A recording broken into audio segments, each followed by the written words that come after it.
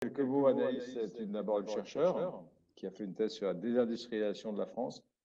C'est aussi une consultante qui travaille au service de plusieurs entreprises françaises. Et c'est aussi une auteure, parce qu'elle a écrit un livre qui s'appelle Vers la Renaissance industrielle.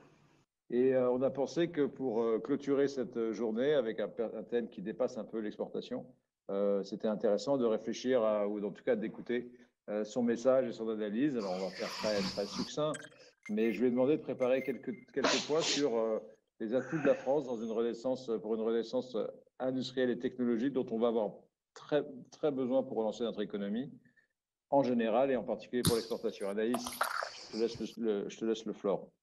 Merci beaucoup, Étienne. Faut-il que il faut que j'active ma caméra, c'est ça, non? Non. Ouais, cool. Ouais. Pas nécessaire. Si, c'est bien, c'est bien. Je vais prendre l'écran du coup. Voilà, tu cliques sur l'écran, en bas à droite la caméra. J'espère que ça a marché du premier coup. Parfait, vous me voyez dans la verdure. Je suis désolée. Les conditions sont un peu compliquées en ce moment. Bon, alors attends, je vais regarder les gens, ça sera mieux.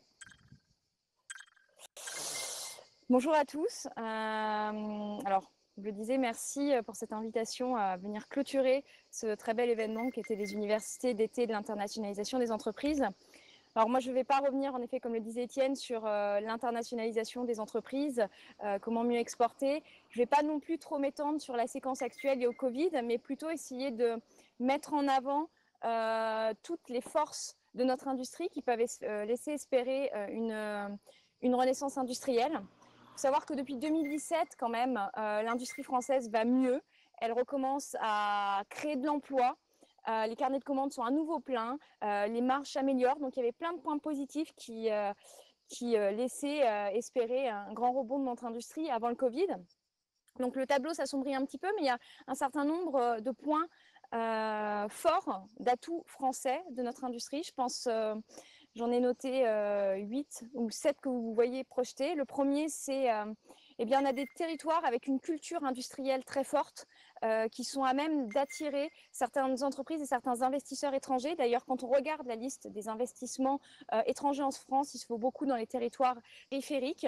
Le programme territoire d'industrie mis en place par le Premier ministre, Édouard Philippe, fin 2018, a montré la dynamique des territoires et cette envie d'avoir une industrie forte, parce que c'est un gage aussi de cohésion et de création d'emplois pérennes dans nos territoires. Le deuxième atout français, même s'ils ont fait l'objet de nombreuses critiques, ce sont nos grands groupes qui sont historiquement des moteurs de notre économie. Et aujourd'hui, ils ont un grand rôle à jouer dans les phénomènes de relocalisation, mais surtout de renaissance d'écosystèmes productifs locaux forts. S'ils décident de se reterritorialiser en France, ça pourrait être un élément très positif pour notre économie. On a un troisième point fort dont on parle assez peu, c'est qu'on a des PME et ETI qui sont fortement attachés à leur territoire et on a des champions européens, voire mondiaux, qui sont méconnus du grand public, mais qui existent et qui sont de réels moteurs pour notre économie, qui sont des facteurs d'attractivité également. Je pense à deux exemples. Flowbird, ex-Parkeon, qui est le leader mondial du parc-mètre, et c'est une entreprise française. Deuxième exemple, Nathalis, leader mondial de la production de pop-corn. C'est peu connu et pourtant ces entreprises font la fierté de la France et contribuent au rayonnement de la France à travers le monde. On a un système de formation qui est très fort et on le dit assez peu. On a parmi les meilleures écoles d'ingénieurs du monde. Les compétences françaises, notamment celles des ingénieurs, sont recherchées. On a une French Tech qui est innovante, inspirante, qui aujourd'hui est assez peu tournée finalement vers l'industrie, mais si elle décide de s'associer demain, si on associe tous les fabricants d'applications aux industriels de la French Fab, on est capable de créer des leviers de différenciation pour nos produits et pour nos manières de produire.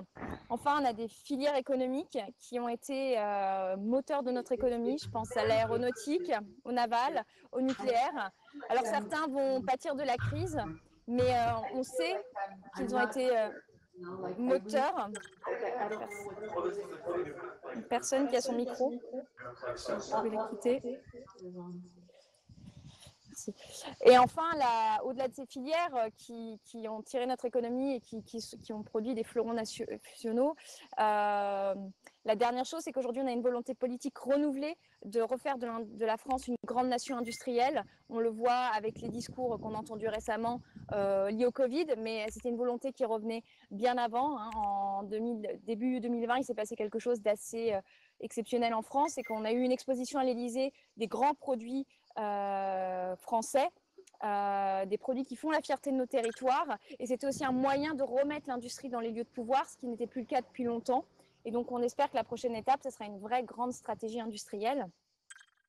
2 points pour conclure. Je pense que le Covid fait un grand risque, mais fait peser un risque sur notre industrie. Il y a un risque premier on va avoir peut-être des défaillances d'entreprises nombreuses, et donc un risque de contracter l'investissement. Or, dans cette période, il faut vraiment que l'investissement continue dans les produits, dans les process, pour que la France puisse se différencier et nos produits puissent continuer à se différencier. Et il y a un sujet sûrement de fiscalité, il y a un sujet aussi de volonté d'industriels de croire dans le destin d'une grande France industrielle. Alors même si aujourd'hui c'est négatif, ce sera ma conclusion, parce que je ne veux pas être trop longue après cette longue journée de débat, c'est que l'industrie française, elle a les moyens de réussir. On a des gens qui font vivre nos territoires et qui y croient. C'est l'un des seuls moyens de créer demain l'indépendance de la France, de relever certains défis, d'assurer une cohésion des territoires. Et je pense que l'industrie et le Covid a été un premier défi. On a de nombreux autres défis qui vont arriver dans les années à venir, et les industriels ont une part à jouer pour relever ces défis. Voilà, je vous remercie.